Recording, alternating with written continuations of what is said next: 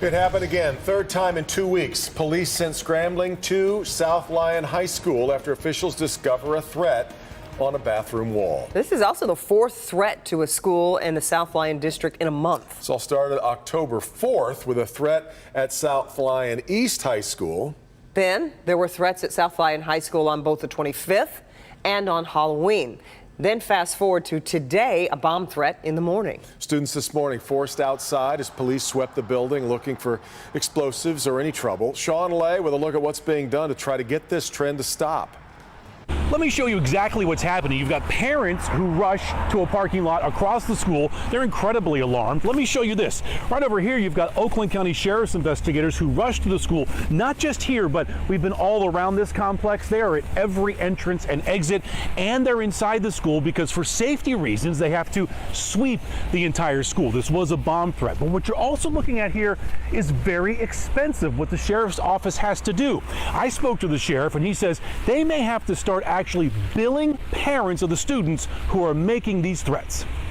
And I think at some point we ought to think about a process to hold, individual families that where their kids are making these kinds of threats responsible for the bill. Another threat at South Lyon High School. Students waiting for hours outside. Sheriff's investigators clearing the school inside. This is the third threat here in 10 days. Sheriff Michael Bouchard says he may have to start billing parents of students who make the threats.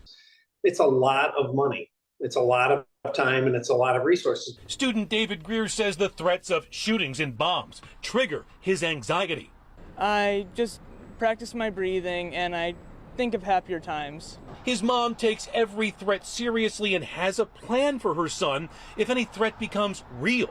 If something does happen, you need to go straight to the woods and start running, and I will come get you. Parent Dennis Collier likes the idea of charging the parents of students who make threats for the law enforcement response.